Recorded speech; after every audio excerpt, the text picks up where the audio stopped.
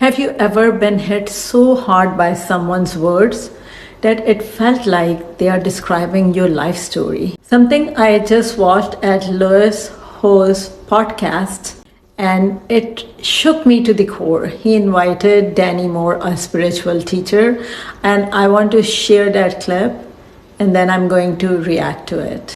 As a psychiatrist, I have spent years understanding how our childhood shapes our adult lives. But I still wasn't prepared for how deeply it would hit home for me. If you're a woman who has unresolved resentment or trauma or stress with your father, bingo, whether he was in your life or he wasn't in your life, and you have that energy towards your father, I'll tell you exactly whether he's alive or he's dead. I'll tell you exactly what's going to happen. She will create a story. Subconsciously. She doesn't grab a book and go, this is my life story. No, dude, it's in her. It's in her cells. It's in her DNA. And that story will say something along the lines of, from this day forward, my heart has been broken. Ooh. And I will never allow my heart to be broken by a man ever again for as long as I live. And so what I am going to do subconsciously and energetically is put a trap door around my heart. Man. And I'm going to go and live life from my mind. And I will be my own protector. And I will be my own provider. And I will give myself what my dad was never able to give me. Now watch. That's all great. So what he's saying here is that in presence of an absent father, whether physically or emotionally, a girl learned to become hyper independent, hyper masculine, and unintentionally blocks love. Do you know what the craziest part is? It is that I am this girl. During a hypnotherapy breathwork session, I discovered what I never knew existed within me: unresolved anger towards my dad. Anger that my dad left me, even though it was not his fault, but I felt he abandoned me. And these are the exact type of words that came out of my mouth during that session. And I was shocked because I never knew I have any kind of anger towards my dad. I always thought my dad is my ideal, he's my hero. I even became a doctor following his footsteps.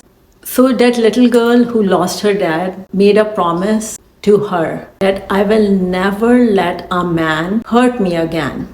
And this is the root of hyper independence. This is not strength, it is survival. In psychological terms, we call it protective schema, a mental framework we build to avoid pain. It is for this reason so many women who grew up with this masculine wound become hyperachievers and go-getters. But this quality of hyper-independence that brings them a lot of success, a lot of money, also blocks love. And then I realized that's exactly me. I'm driven, I'm relentless, I am a go-getter. I don't stop for nothing when it comes to success. But when it comes to relationships and love, I'm struggling. I've struggled my whole life because I'm guarded for the right man. I'm not healed enough to attract the type of man that I want for myself. What happens when that woman is looking for real love? Well, the only way she'll access it is to reopen her heart. The only way she'll access it is to go back and heal that story, which is the scariest thing for a human being to do. Because guess what that means, Lewis? That means you have to go back to the very place that you promised yourself. Yeah, I would never do this again. Unconsciously. I will never let this happen. I will never let this happen again. And the defensiveness and the walls have to fall. Gosh. You have to open yourself up and go, that part of me, I'm going to allow it to die. Yes. To die. Because of... Let me tell you that healing is not what it looks like, what you see on Instagram. Beautiful and artistic. It is a very scary process. And these kind of wounds are called attachment wounds. So attachment wounds develop within us from how we attach to our parents. And these are really deep wounds. First, we have to get aware of the type of attachment we have. Every issue we have mentally and physically is because of unprocessed trauma, or you can say unprocessed suppressed energy. It's very easy to say, but it's really difficult to do. You have to completely shed those walls. And when those walls are broken, what happens? You're open, you're very vulnerable. So I'm trying to do this work, but it's not easy.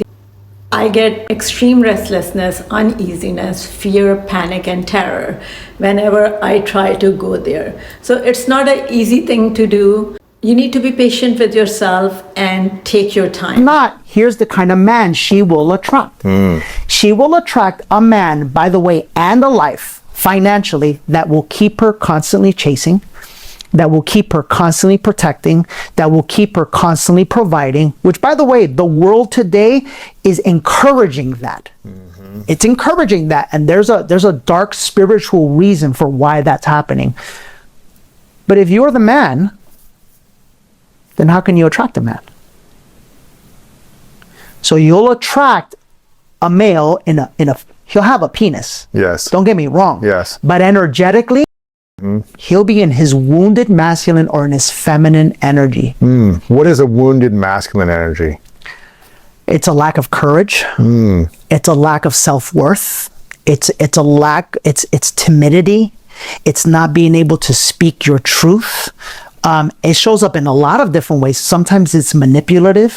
Sometimes it's highly driven sexually, and so it'll go out and conquer. Love that it never got from its mother, so it taught itself, I'm going to live through the body, right? I'm not going to feel. I'm just going to go, right? It's manipulative and controlling at times with money, with finances. But in that case, with the woman that we're describing, the man will most likely be, for lack of better words, weak. Yeah, it's where you see those relationships. My mom wore the pants. Yeah. It just hit too close to home that it's scary. My daughter often tells me that, Mom, you are very masculine, and sometimes I feel like you are my dad, and dad is more emotional and feels like my mom. So like how he's saying that it's not a conscious attempt that you are picking a feminine man, because if I think about myself, I'm attracted to a very masculine man. The type of man I want for me is not a Andrew Tate type of masculine man, but a true masculine man who is a true leader, behind the scene leader, who is very comfortable and his masculinity, who is gentle and humble and radiates that soft confidence. That's what I think consciously I want in a man. But why I cannot attract that type of a man is because I am wounded myself.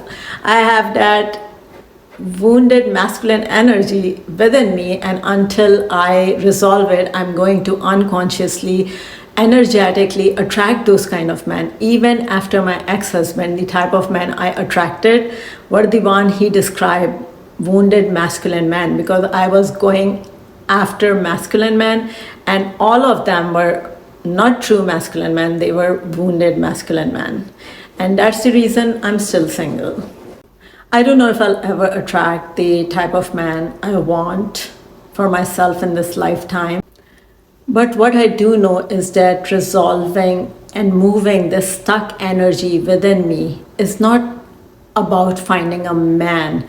It's about finding peace within myself. If any of you resonated with this, if you're that girl who's killing it in her career but feels stuck and alone at home, please do comment. I want to hear from you. I don't want to feel that I'm the only one going through this. And also, please know and understand that you are not broken.